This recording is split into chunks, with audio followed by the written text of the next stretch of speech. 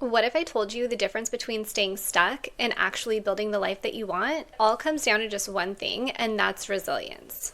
To me, resilience isn't just about being able to bounce back from a setback. It's about having the confidence and inner knowing that you believe in yourself to be able to handle whatever stressor that comes your way, whatever life challenge that comes your way. Because the thing that is true is that life isn't going to cater to whatever is going to make you feel good. You're going to have people that come in your life that are difficult. You're going to have difficult situations at work, with family members, with friends, with setbacks that come up on your own goals. And if you don't have that inner strength and belief in yourself that you can handle whatever challenge that comes up, life is going to knock you down every time. And this is going to delay you from reaching your goals. This is going to delay you from building the life that you want every single time. So that's why today we are going to talk about all things resilience. We are going to figure out where you are and where you need to be and the exact tools and steps you need to build your most resilient self. Hi, I'm Allie. If you're new here, I'm a self-development and relationship coach, and I've been working one-on-one with clients for the last 10 years. I'm going to teach everything that I've learned working with my clients and share it with you because I want to be able to bring this information and help you create changes in a way that feels good and empowering. One of the hardest parts about creating change is knowing the steps you need to take to get there and it feeling like it's going to take forever for you to get to that place. So we're going to take the confusion out, and I'm going to share everything I know so that you can get there faster in a way that actually feels good. So let's jump into resilience. If you think about challenges that you've had in your life, setbacks that you've had, difficult things that have come up with relationships, with friends, with family, what is your go-to response when life gets tough? Do you find yourself shutting down, avoiding people, avoiding situations, and kind of staying in your safe space? Or do you believe that you have the inner strength and knowing to be able to address any challenge that comes up head on, confront it, and move forward? My guess is this is probably an area that you can strengthen, and I want to share with you some of the most common things that I've seen and that I've even experienced myself when it comes to how to deal with challenges and stressors. Resilience is an essential part of life, and this isn't just for you. This also comes down to your relationships. Think about the partner you want to be to someone. Think about the partner you want to choose. Are you going to be attracted to the person who crumbles and falls down when life gets hard, or are you going to look towards the person that has a strong backbone, that knows how to pick themselves up, and that you feel like you guys can get through everything together?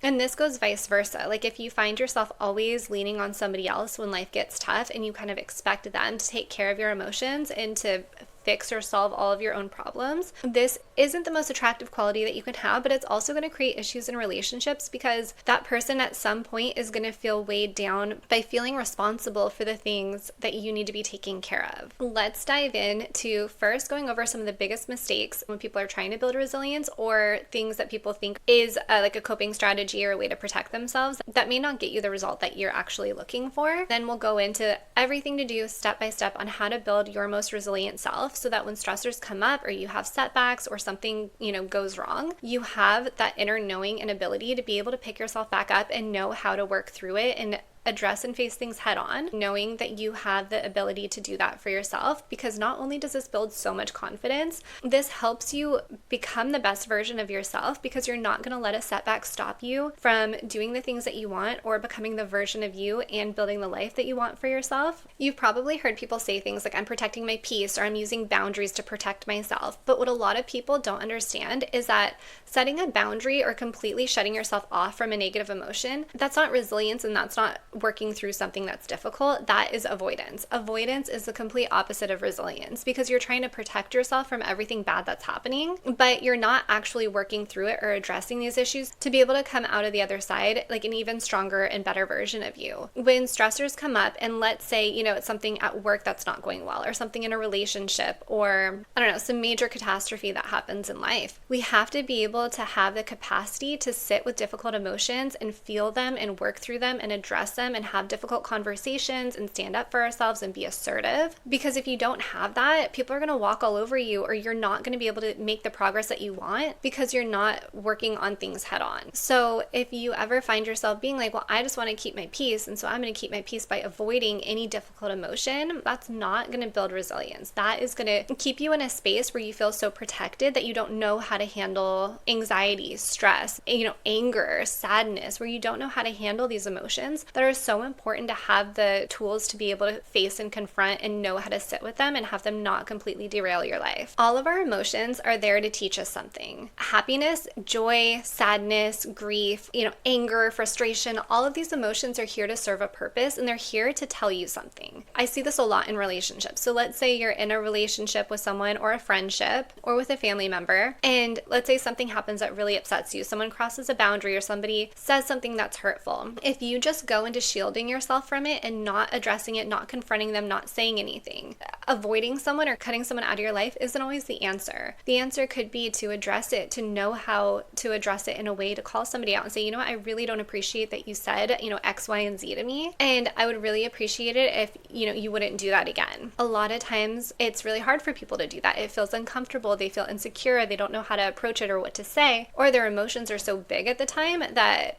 they're not really thinking straight or thinking clearly. When you can get to a place where you can sit with yourself and know how to regulate your own emotions so that you can approach situations from a calm, grounded space, that is so life-changing. It will change how you respond to so many stressors. We'll go through, how to get to a place where you manage your emotions better. But this is one of the most important things that you can do for yourself, especially when it comes to building resilience. If you think about it, being your most resilient self is going to attract really great people into your life, because we want to be around people who are equals. We want to be around people who inspire us and lift us up. And if you get to a place where you know how to handle difficult emotions, you know how to handle stressful situations, you're going to be a better partner in a relationship. You're going to be a better friend. You're going to be a better family member. There is so many benefits to this. It can literally transform who's in your life and how you're showing up for others and the quality of people that are in your life. Think about the most stressful situation that's happened to you most recently. What comes to mind with this? If you were to write down everything that you felt, that you thought, how you wanted to respond to it, what was that like? And then also write down, how did you actually respond? Journaling around how you feel about resilience, what you believe you're capable of handling,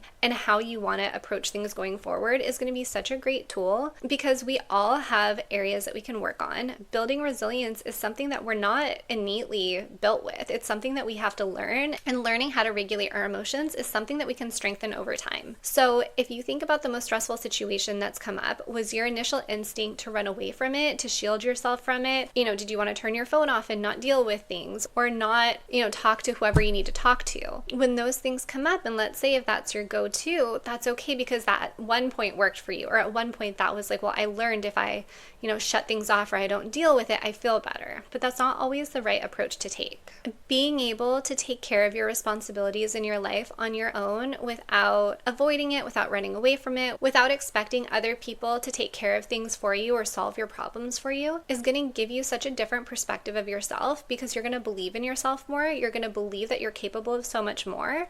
And as a result, you may go after things that you never would have gone after, like maybe new job opportunities, maybe new friendships, maybe, building a social circle that you might not have had the confidence to do. I know for myself, some of the most stressful moments that I've had have been some of the moments that have shaped my character and who I am so much more than all of the great moments. Because in the difficult moments, that's when you're really tested, and that's when you get to know, it's like that saying, get to know what you're made of. It's very true. When I think about myself, in the recent years, one of the most stressful things that I went through was I moved into a new apartment, and within the first week of me moving in there, a pipe burst, I had no hot water, the roof of the building ripped off, and the whole building flooded because we were having crazy rains in LA. That was one of the most stressful experiences that I've ever had, but I would never wish to unexperience it, because I really gained my voice through that. I didn't shy away from dealing with it. I had to be more assertive and direct than I've ever had to be in my life. It was one of those pivotal moments in my life that really shaped me and who I am as a person, and my ability to be direct, to have my own back. It was such a weird experience and such a stressful experience, but at no point did I cancel work. At no point did I cancel sessions. At no point did I just want to lay in a ball in my bed and not deal with what was in front of me. All of that built up so much belief in myself and confidence, knowing that I could go through something like that and not self-combust and still be able to take care of my responsibilities and find a new place to live and do all of these things. Think about for yourself, when you think of the most stressful moments that you've experienced or may experience in the future, what comes up for you? Do you think, oh my God, I can't do this, I don't have it in me, this, I'm not strong enough for this? Or do you believe in yourself and believe in your ability to pick yourself back up, to take care of stuff, to not let one setback or one difficult moment dictate how the rest of your life is going to go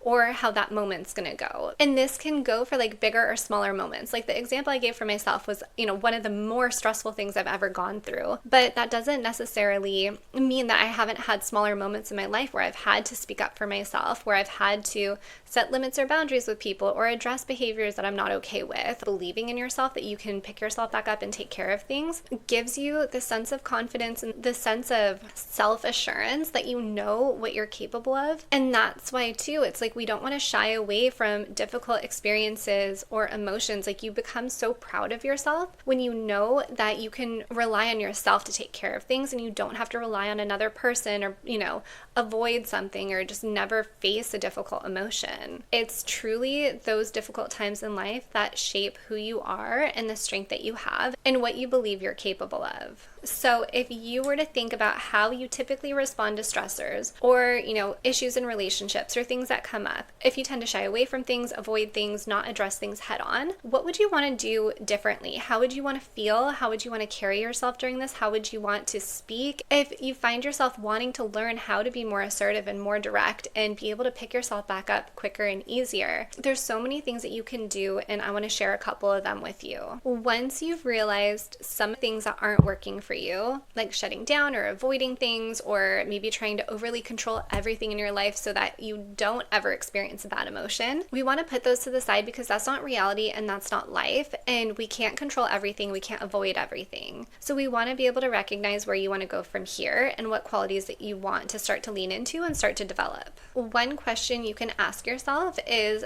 am I avoiding or escaping, or am I addressing things head on? Do I feel good about how I'm handling these stressors? Is there any part of me that I could build up or feel more confident in or handle things more directly that I would be really proud of myself for how I would be handling this? Being able to just even sit there and think about that is a great step in building more resilience because you're not avoiding it. You're not avoiding thinking about it. You're not avoiding imagining how you could respond to something, and you're taking more accountability for yourself and accountability for your actions. I'm such a big believer in accountability and being able to take ownership of the things that we're doing or not doing, because if we're able to take accountability of our actions, our thoughts, where our energy is going to, the things that we're doing that are helping or hindering us, it's literally like the difference between living life on autopilot or being intentional and directional in where you want to go. And this also carries into learning how to manage your emotions and how to regulate your emotions. If you find yourself trying to avoid every negative emotion, that's not the most effective thing that you can do. Yeah, it feels really crappy when something stressful is going on or you don't want to deal with it. But at the same time, if you don't know how to deal with this and you don't know how to bounce back,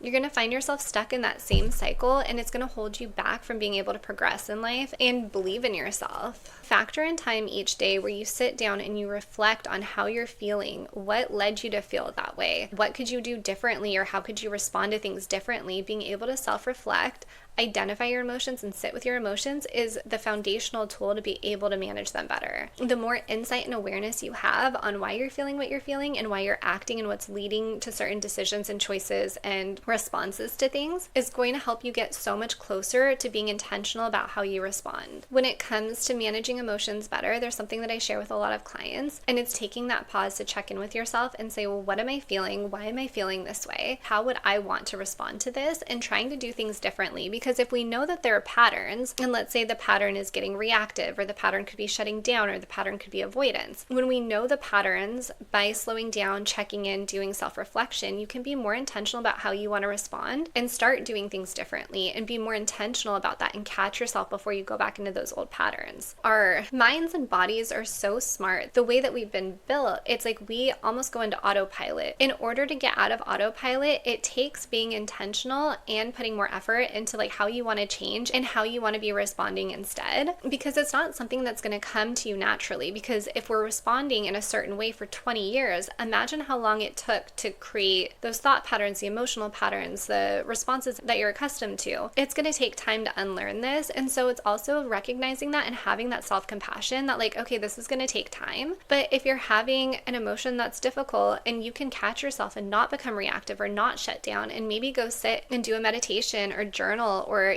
sit with the emotion, allow yourself to feel it, that's going to help you so much on the path to regulating your emotions. Another thing that I also like to keep in mind is the window of tolerance, which is basically this idea that the more stressors we have this window of, where we're our best selves. The more stressors that we have, the smaller the window starts to get. The more we take care of ourselves, our emotions, our self-care, our, emotional, mental, physical health, the bigger the window gets. So also if you find yourself getting really snappy, really reactive, shutting down a lot, my guess is that your window of tolerance of the things that you can manage in your life is probably a lot smaller. What are the things that help you feel like you have more capacity to deal with the stressors? Because a lot of resilience and bouncing back comes down to having the capacity to be able to deal with stressors in your life and not just shut down or not avoid it or not become reactive, but to instead do something different, to face things head on, to address things, to, have difficult conversations with people, have the emotional capacity to deal with that and do it from a grounded space. So if you're thinking, oh my God, how do I do this? This sounds so hard. I want you to just start by slowly checking in with yourself. Start by doing a nightly journaling practice.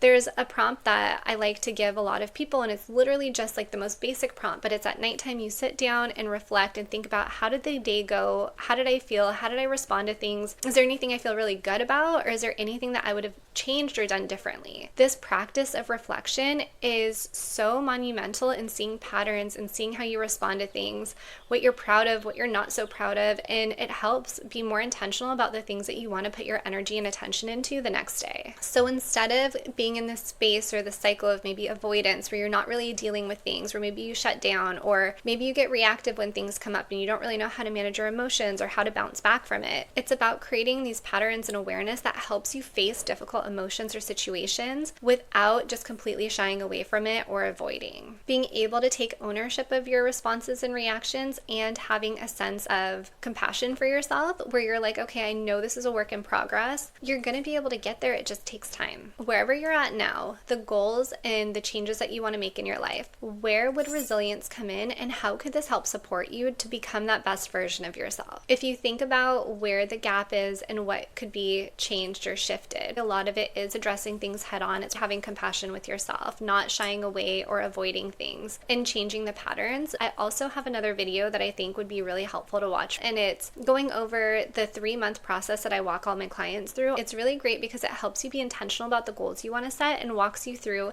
exactly what to focus on month 1, month 2, and month 3. Being able to build resilience is going to be something that you're going to be so grateful that you did, because this is going to be the foundation that helps you get through every hard time that comes up, every relationship setback, every work setback, every stressor that comes up in life. If you found this video helpful, make sure to hit the subscribe button. I'm posting videos every week on so many different topics. If there's anything else that you want me to touch on that you think would be helpful, or if there's anything you want me to go deeper on that I didn't touch on enough, let me know. I would love to hear from you.